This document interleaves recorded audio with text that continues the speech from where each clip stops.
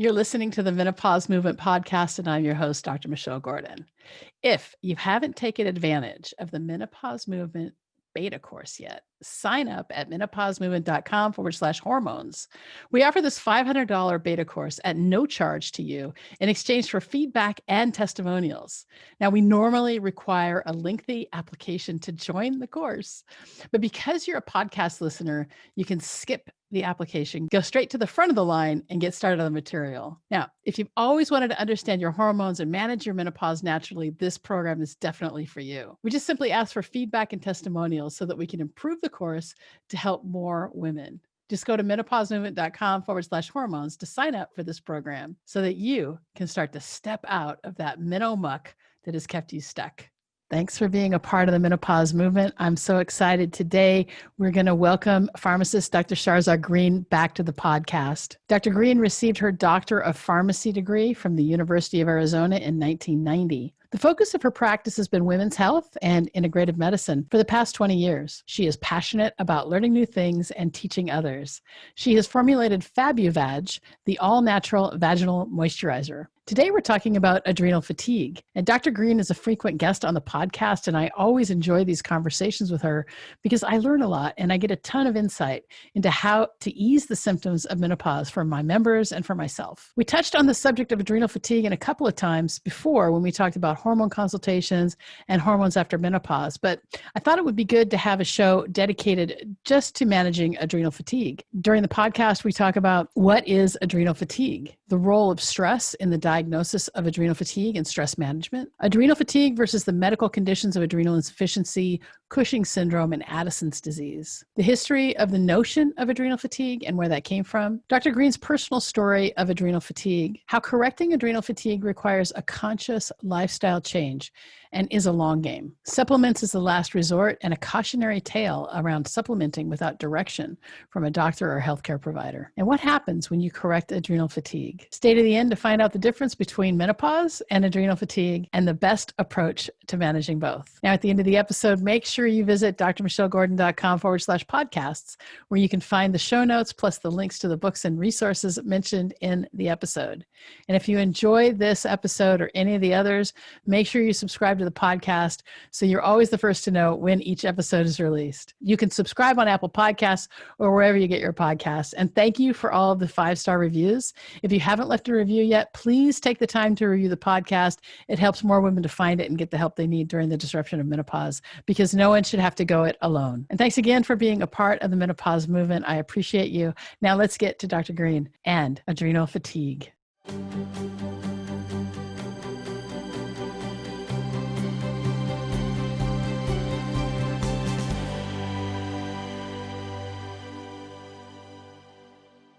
Dr. Green, it's always a pleasure to have you on the Menopause Movement podcast. It's almost like I don't have to introduce you anymore because you're such a frequent guest, and I always love having you here. And today, it's my pleasure. Oh, I'm so excited because today we're going to talk about adrenal fatigue. And what I find is that the women who go through my Menopause Movement beta program, understanding your hormones and managing your menopause, they're always so surprised to find out that adrenal fatigue can be something that can happen in menopause. And so I'm super excited to have you here to just talk a little bit about adrenal fatigue and what that all means. So I don't know, where do we start? Well, adrenal fatigue is such a common problem, yet it's not really recognized by the medical community, or it's not like a diagnosable disease per se. But I've seen it firsthand myself in my own personal life, and I see it every day in almost everyone that I encounter. Now, it has to do with how much stress you've been dealing with and what kind of stress and how chronic or acute it's been. So the degrees vary. Some people have more pronounced adrenal fatigue. Others, are much less.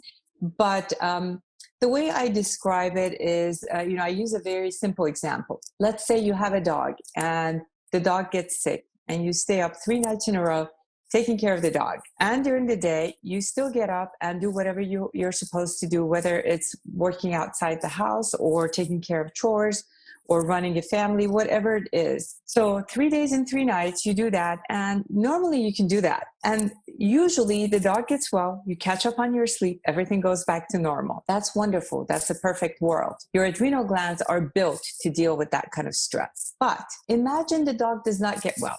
So this continues on. The dog is sick. You still have to take care of the dog and get up in the morning and do whatever it is that you have to do. So this goes on for a while. Your adrenal glands continue working really hard and supporting you. Or the dog gets well and the cat gets sick. So it's a different kind of stress, right? Or the dog and the cat both get sick. So it's added stress. Or God forbid, the dog dies. So it's really acute stress. Right. Okay. In all of those conditions, we are dealing with either continued chronic stress or an acute stress that really zaps you. In real life, when you look at the example of dog and cat, in real life, what does it parallel to? It could be taking care of a loved one who's sick, taking care of your elderly parents, dealing with your teenage kids, being stuck in a bad relationship, getting a divorce, moving across the country, losing your job, training for a marathon. All those things can be either chronic or acute stresses. Chronic disease, low back pain. You would be surprised how many people I find having adrenal fatigue syndrome because they've suffered for so long from chronic diseases, diabetes, going through menopause without help. Let's talk about that for 1 second, because going through menopause can be its own form of fatigue, in the sense that because of the hormonal changes that we're going through, we suffer from lack of sleep, so it's almost like that whole thing with the dog, except for there's no dog or nothing to take care of. It's just that our bodies aren't letting us sleep.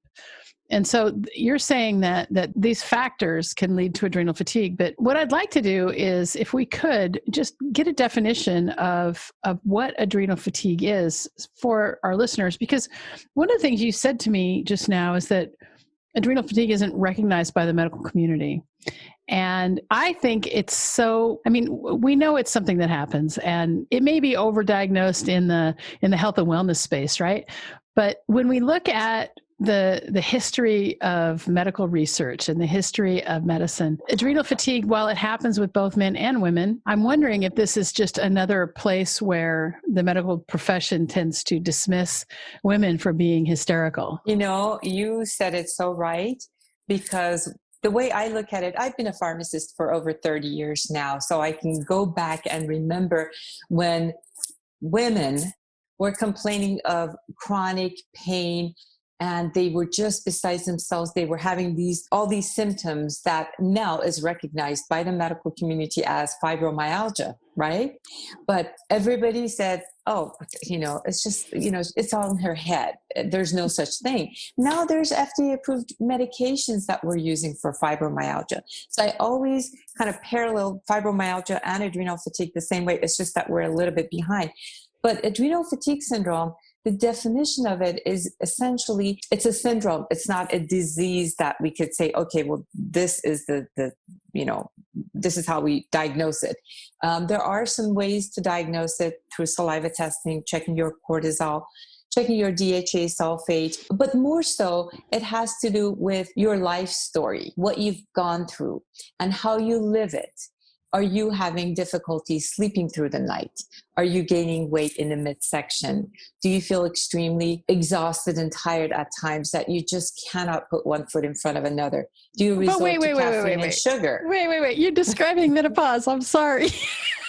So how do you differentiate between a woman who is just adjusting to menopause and a woman who is in adrenal fatigue? Because I'm telling you that I've surveyed thousands and thousands of women in menopause. And in addition to the complaints that come, with hot flashes and mood swings and things like that, the overarching external complaint is weight gain, and they just can't shift the weight. And then on top of that, the internal struggle is like, I don't know who I am anymore and I can't make decisions. And these things may be adrenal related. They may not be. They may be circumstance related.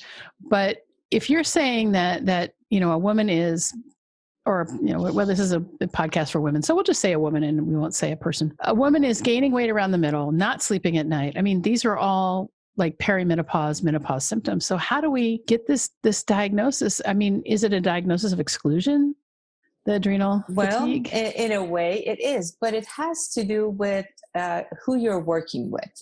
So if they have good experience, they can help differentiate it to some extent. For example, when I'm talking to a patient, what I usually do, first of all, I make a 5 to 10 minute intro phone call to anyone who makes an appointment with me to discuss hormones. And I need to know the basics about them. And when we start doing the consultation, I usually try to find out about their lives, because that is really important. But essentially, yes, you're right. A lot of this is kind of like indistinguishable from menopausal symptoms. So if you're in doubt, you fix the menopausal issues and then see how much improvement you've seen, and then you tackle the adrenal fatigue syndrome. There are times that it's very evident. I've had a few cases where the patient has come and absolutely denies having any stress. I mean, these are women who look beautiful, who look perfect. Their lives are perfect. They have wonderful, children, husband, whatever, wife. And the first, encounter, you look at them, you're like, wow. So there was one case in particular, I'm going to tell you this because this is very entertaining to me. One case where this lady was just perfect. And I looked at her adrenal profile and I'm like, there's just no way that there's something wrong with this lady. So I kept probing. No, denied. We're done with the consult and she is leaving and her hand is on the doorknob and she says, I didn't mention to you, but last Christmas our family gave us the 24andMe, the kits for 23andMe genetics. 23andMe, sorry, genetic testing. So she said my husband and I each did it. And then my results came back like I'm not even related to my family.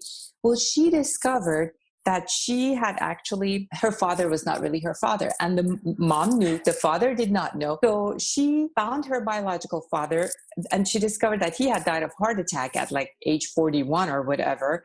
And she had a half sister who had also had a heart attack. So this became convoluted. And then she had to face her mother for lying because she had not told the father, the non-biological. Do you see what I mean? Yeah. It was like, and then she said, my father, my non-biological father disowned me for something that but she had nothing to do with it.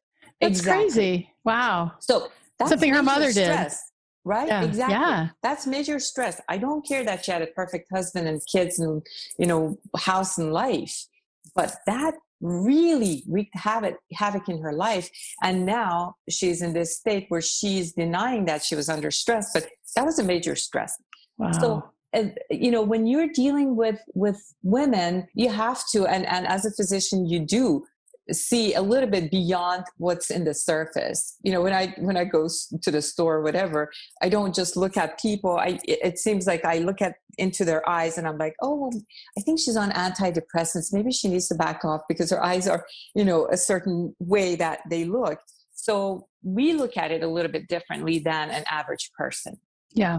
I mean, I think it's important for us to, right off the bat here, talk a little bit about the different adrenal problems so that we can distinguish why adrenal fatigue isn't Addison's or isn't adrenal insufficiency, because these are actual true medical conditions. Addison's disease is when there's not either not enough corticosteroid production or there's an abrupt withdrawal of corticosteroids for somebody who's been on them for a while. And that's actually a life-threatening crisis. So those people end up in the ICU because they can't maintain their blood pressure and all sorts of problems like that.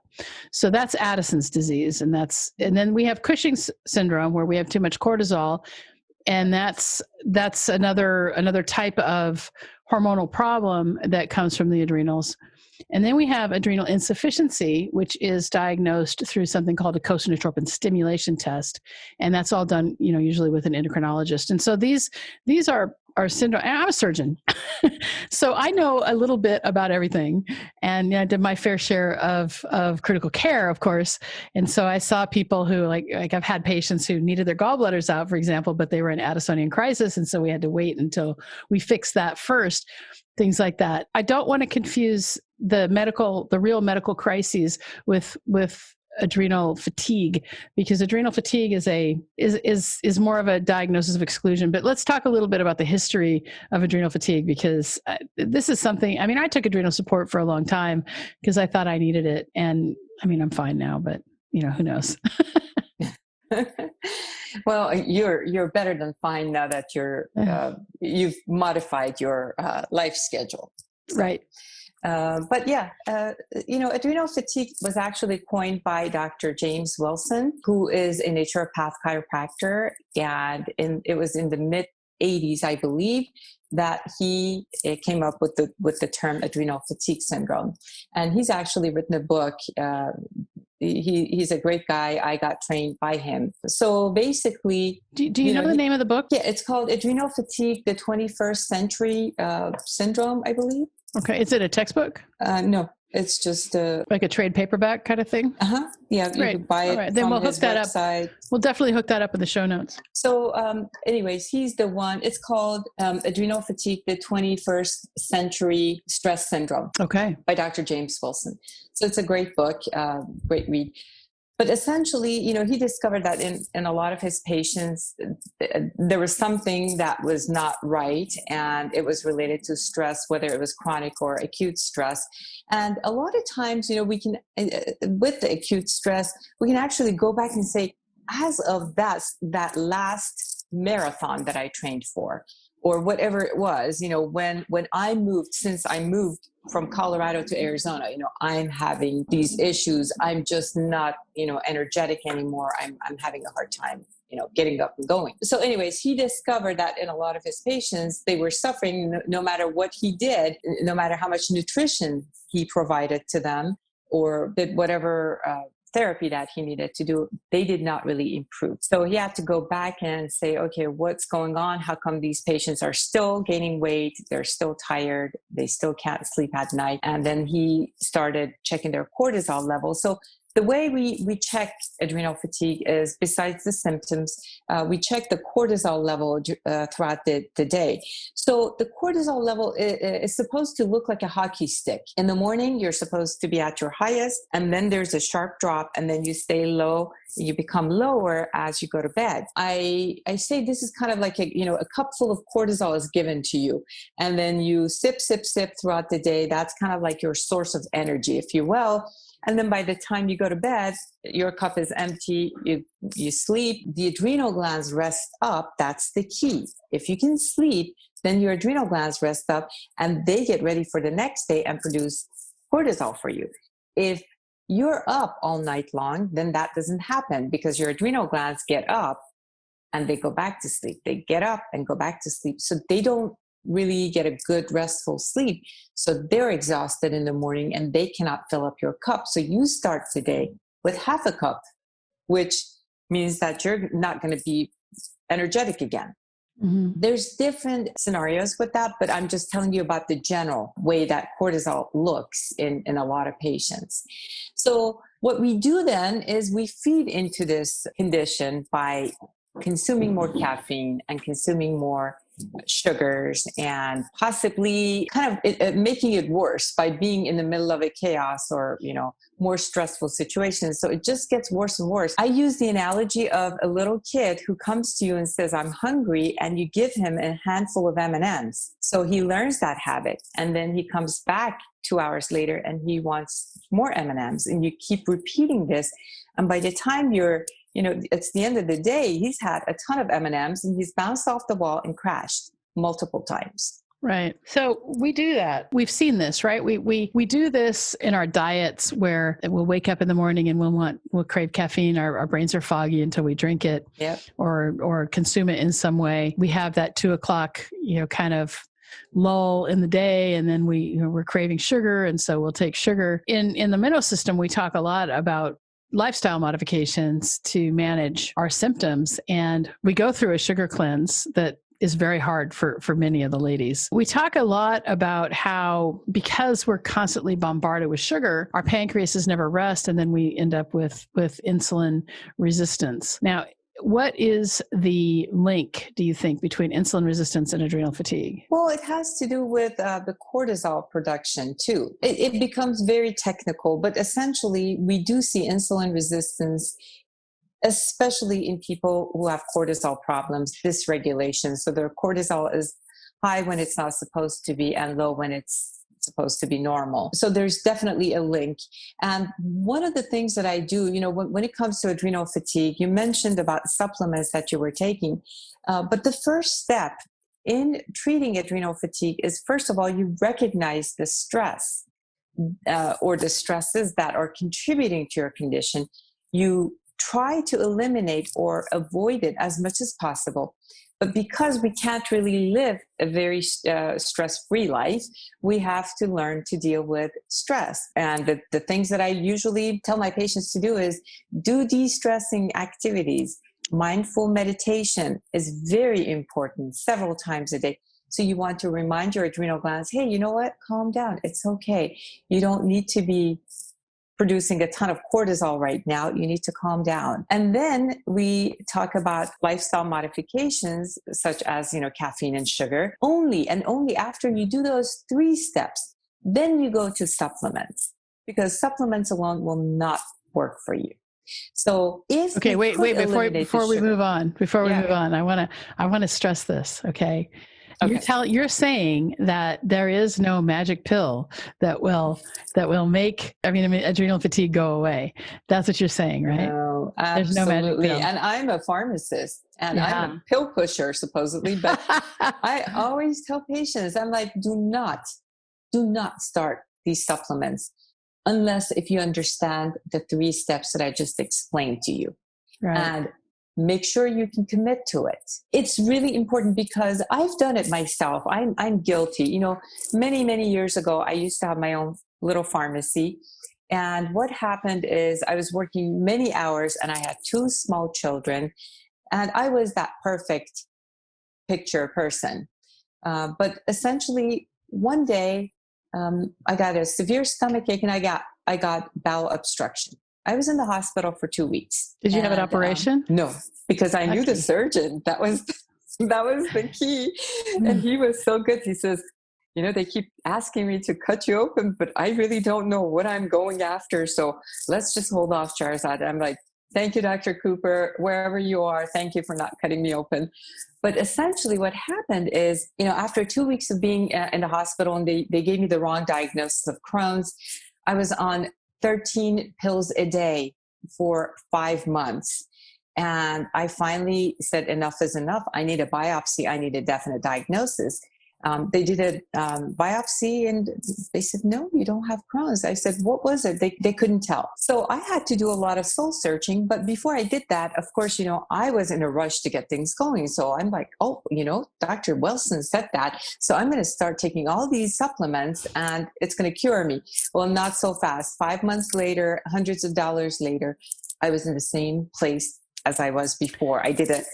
So I have a test before and then after. So this is a really, really good lesson, because I think that maybe because of the way the medical industrial complex is in America, specifically in America. We have podcast listeners all over the world, but specifically in America, it's almost like we've trained people to look for a magic pill. And here you are, a pharmacist looking for a magic pill, taking all the supplements. And that's where supplementation can be really dangerous because of drug-drug interactions, or because of drug supplement interactions, or because of supplement interactions. Mm-hmm. And taking all these things and trying to do something informed for yourself, and then not having any results, because you never took care of the root. Exactly. Right? And that's the biggest lesson here, is that you can take all the pills you want, and you can take the pills, potions, and powders, but if you don't address the root of the problem, and in this case we're talking about adrenal fatigue, which is primarily stress related, what kind of stresses are going on in your life, if you don't actually take the time to sit down and look at that and say, okay, what is my body trying to tell me with this pain in this area? Or why do I have all this inflammation? And why do I have enough inflammation to cause a bowel obstruction? What am I putting into my body that is causing this? And these are the questions we have to really ask ourselves. And that's where mindfulness comes in. And that's where a spiritual practice comes in. And that's where understanding that there's a lot more to it than just, what we can learn in the ivory tower. Yeah, and everybody knows their own situation best. Again, on the surface, we may all, look at things differently. But I know what really stresses me out.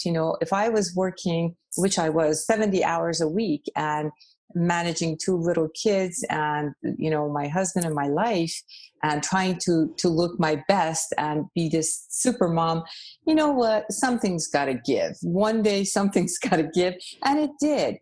Just on the night that my in-laws were going to take care of the kids so we could go out for a nice dinner, I got that stomach upset and I was in denial. You get stomach pain. You're like, no, I can do this. I can still go out on a date with my husband because, that's what it's supposed to be. I haven't been out on a date for 2 months. It's like, no, give your body a break. If that's what you need, take a break. It's okay. So do a lot of soul searching. Basically what it comes down to, pay attention to your bodies, pay attention to your surroundings. What is your sick dog? That's really what it comes down to. Is it your business? Is it your family relationships? Is it because you are going to boot camp and really stressing your body out when your body just can't handle it? So you have to learn your lessons, and then you have to talk to someone who knows about all those interactions and guides you. And that's why I've been doing the adrenal fatigue. So you have to kind of learn about your body. You have to know about your own stresses. And then, you have to talk to someone who actually knows about drug interactions, supplement interactions. Just the other day, I think it was yesterday, I did a consult. And as I was talking to this lady, I discovered that her platelet count was low. So initially, I was thinking, okay, she has a lot of inflammation. Maybe I should recommend curcumin for her. Curcumin is that turmeric supplement that we're all using as an antioxidant and for pain and inflammation. Well, it turned out that her platelet count was low. So it takes someone who knows those things to tell you, no, you're not supposed to be on curcumin because it lowers your platelet count and you may actually have a bleeding problem. So what I'm telling you is basically you need to work with someone who actually knows, or if they don't know, they're able to go look it up and find the right answer. Well, that's really important. And so I've had these patients and these customers, who just take a handful of supplements every day without really knowing. And that's where I think it's so important for us to pay attention and work with somebody who's trained in integrative medicine. Because without knowing those things, we could do harm unwittingly. Absolutely. I worry about those cases. That's why, with any consultation that I do, whether it's for hormones or adrenal fatigue, I ask patients to bring in their supplements. And now I've even added a consultation just to go over your supplements because there is so much. So I usually ask people, send me pictures of the front and the back of your supplements before the appointment because I need to do some investigation. There are things that might be hidden. You never know. So sometimes people have brought me pills, actual pills, and they're like, well, does this interact with my blood pressure medicine? I'm like, well, this is just like a fish oil and I can't really tell what's in it exactly. Or, it's a multivitamin. That's like when the person says, oh, I'm taking this little blue pill. I'm like, yeah, okay. I don't know what pills look like. I just know the names. I know. So I tell them, take pictures of the front and the back of the supplements, send it to me. And I do a lot of work on it. There's a lot of work that goes behind it, especially with supplements, herbal products. There can be so much drug interactions or interactions with diseases. So you have to, and that's why I'm always shocked when I see all these supplements on the shelves of regular stores as being sold as over-the-counter products. I'm like, oh my gosh, I mean, people could really harm themselves. It's surprising that we don't see more people having issues And maybe we just don't hear about them because of the way the media handles news. I mean, I don't know. What can somebody do? I mean, let's say that I'm taking baths every day and I'm exercising, but I'm not over exercising. My HRV is in a normal range for my age, things like that, right? But I'm still, I'm not able to shift my weight, and my thyroid is corrected. All those things. I mean, and I'm sleeping. So what's the next step? And you are sleeping? Yeah. Oh, wow. Yeah. Good for you. Usually that's not the case, but yeah. A good step would be to check the cortisol levels 4 times in a given day. And the reason we do saliva testing is because 4 times in a given day for a blood draw is just not really practical. You have to go in the morning, maybe around noon, in the afternoon, and then before you go to bed. So you can't really find a lab that's open until that late. Plus the fact that you have to get up and drive to the lab that, late at night, it may actually increase your stress and your cortisol level. That's why we like the saliva test for cortisol. I usually don't really do much saliva testing except for adrenal fatigue. And then DHEA sulfate is the other component that is very non-specific, but in extreme cases, it could actually be very low.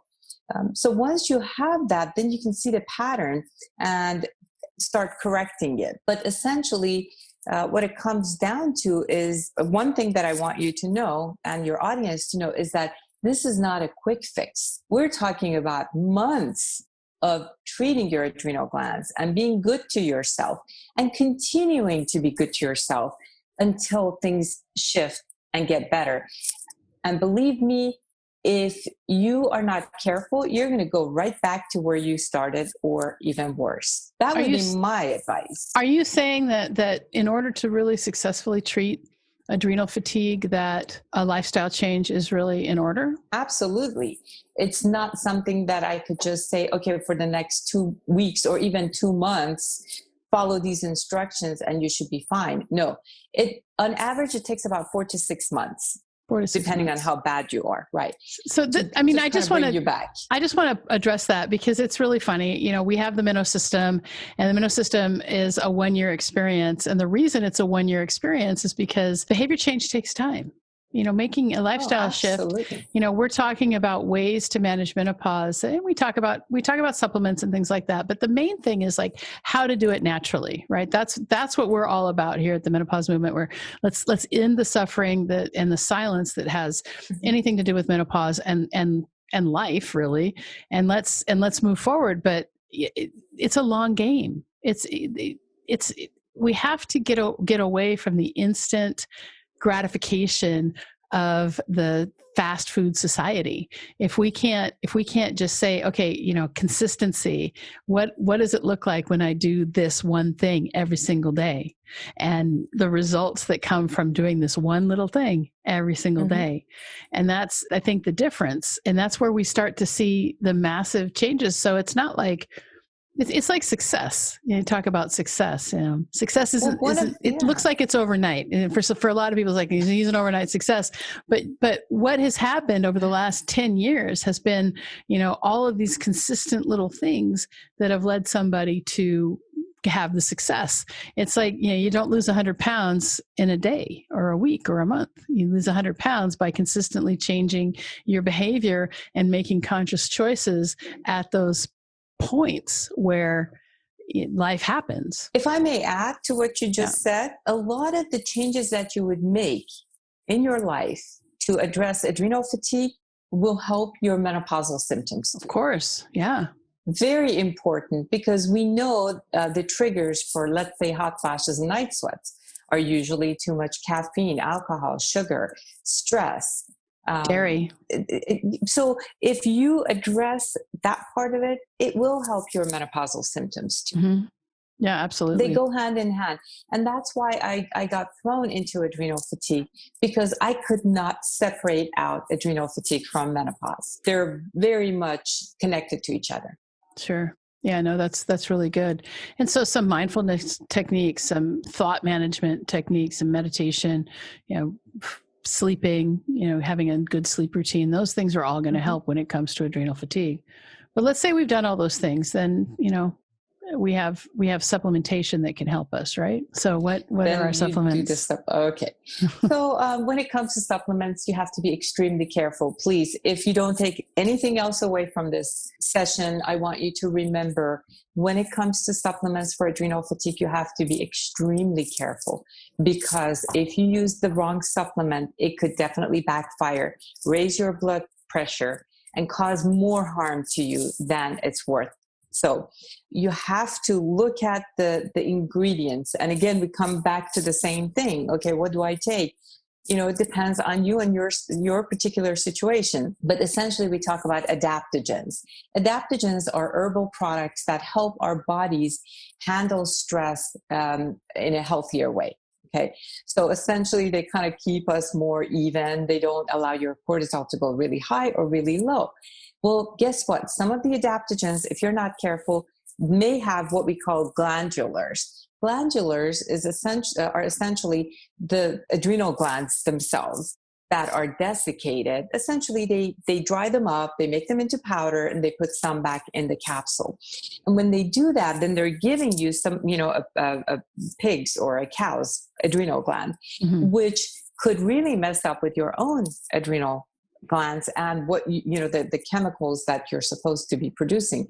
So it could have extra cortisol in it, or it could have DHEA that you may not need. For those reasons, I say you have to be very particular about adaptogens. The other thing is a good B complex is always, always, always a good idea to support your adrenal glands. The third thing is a good vitamin C is very important. Believe it or not, the highest concentration of vitamin C in your body is actually in your adrenal glands. And all it takes is a stressful 2 weeks that would deplete your body from vitamin C. So very important to take the vitamin C. And for those of you who have sensitive stomachs, I recommend buffered vitamin C, which is not acidic, does not cause the acid problem. That's great. A good B complex, vitamin C, and adaptogens, those are my 3 go-tos. Now, in certain cases, I may do a little bit more or a little bit less, but that's the skeleton of adrenal fatigue support. So is improvement on this, is it subjective then? So when they start taking the supplements and they start making some of these lifestyle modifications, is it that they start to feel better, but they don't even notice it? Like what happens when somebody stops sugar out of their life? Well, yes, it is somewhat subjective, but also we can actually redo that cortisol test after a few months to see if there's been an improvement in their cortisol levels. And going back to what I went through, I did the supplements for 4.5, almost 5 months. And then I redid my cortisol test and there was no change. And that's when it finally hit me. I'm like, okay, this is not going to work unless if I change my lifestyle. The cure is not in a pill. Even as, me, because this happened to me I think it was about 20 years ago. So at that time, I didn't have all the experience that I have now. So I learned firsthand that supplements alone were not going to work. And that's the way we could measure your cortisol, the diurnal cortisol, and see your pattern changing. But most importantly, what's really important is how you feel. Are you sleeping any better? Do you have an easier time losing weight? Do you feel more energetic? How are you handling stress? That's another thing, because when you have adrenal fatigue, you cannot handle stress as well as you used to, or everybody else who doesn't have adrenal fatigue to your extent does. So there's both objective and subjective. So how do we know the difference though between adrenal fatigue and menopause symptoms? Because what happens for we poor women going through menopause, and we start not recognizing ourselves, and we're snapping at the drop of a hat and crying at commercials and all of these things, not feeling like ourselves or feeling like an alien is beamed down and taking control of our bodies. How do we know whether it's menopause or adrenal fatigue, or do they kind of go hand in hand all the time? They go hand in hand pretty much all the time. But again, my first specialty has been hormones and menopause. So I usually try to take care of menopausal symptoms, the obvious things, first. And then Okay. I tackle adrenal fatigue. Got it. So I like a step-by-step approach, because then I can tell, okay, how much improvement did we see by doing these things? And what else do we need to address? So I like that. The best approach to change anything is to do a step-by-step approach. And the reason I like that is because we can really monitor. I mean, I really like data, right? And so when you add X and Y and Z and A and B and C all at once, you don't know which thing is actually making the difference.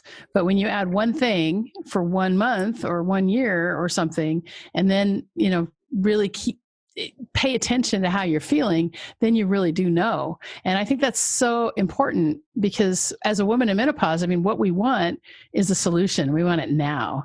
And so we're going to do as many things as we can to, to try and make that go away. I mean, this suffering that goes away, and that we want to make the suffering go away in menopause, but we have to be methodical about it, because if we're not methodical about it, we're not going to get results. We're just going to end up feeling worse. Right. You could overdo it, or you could do things that are not necessary. I mean, so for example, when I talk to my patients and they say, well, I cannot sleep at night, my first question is, okay, tell me about your sleep. Do you fall asleep okay? And do you wake up in the middle of the night? What wakes you up? Do you have to go to the bathroom multiple times? Or is it because you're having hot flashes and night sweats? That's what's waking you up. Yeah. Sometimes it's none of the above. It's because their husband snores. So it has nothing to do with them, But in general, you have to kind of figure out, okay, what is causing the problem? And not everybody who cannot sleep needs a sleeping pill or needs, hormones, whatever. So you have to kind of figure it out first before you address the issue. That's great. Well, was there anything else you wanted to talk about today when it comes to adrenal fatigue? I think, I just want the ladies out there not to get discouraged when they talk to their regular healthcare provider and they look at you like there's no such thing. I don't want you to get discouraged. There is help out there. There's a lot of resources. Again, Dr. James Wilson's book is wonderful. If you can't find, or if your regular provider is not familiar with adrenal fatigue, don't give up. Try to find someone who's more into integrative medicine as opposed to just regular Western medicine. With integrative medicine, basically what we're dealing with is we're taking the best of both worlds, Western medicine and Eastern medicine, and combining them. Yeah. So do take advantage of that. And more, that's becoming, such a common thing that, a lot of doctors are becoming open to it. Push for your rights, basically. Don't feel so miserable. I love that. So where can people find you? They can see me on fabuvag.com, FABUVAG, or they can email me, drsgreenrx@outlook.com. That's drsgreenrx@outlook.com. Great. All right. Well, thanks so much for being a part of the menopause movement yet again. We always enjoy having you on the podcast. Oh, it's my pleasure. Thank you for having me. Did you know that menopause is not a medical condition? Most doctors don't know this either. I like to say that menopause is the privilege of a long life. And to really take hold of our lives in menopause, we have to unlearn what society and the medical establishment has told us about menopause. This is why I've created this brand new course called Understanding Your Hormones and Managing Your Menopause. I want to show you how you can get on top of your menopause right now so that you can start to see it as the best time of your life. Now, this course is valued at $500 and is in the beta testing phase. And we're currently accepting applications for women to test it out for us at no charge in exchange for feedback and testimonials. But the best part is, because you're a podcast listener, you can bypass the application process and go straight to the front of the line. To register right now, simply visit menopausemovement.com/hormones, and we can get started together right now. Remember, you can get started right now at no charge to you in exchange for feedback and testimonials when you go to menopausemovement.com/hormones. And I'll see you inside the course. Thanks so much for being a part of the menopause movement.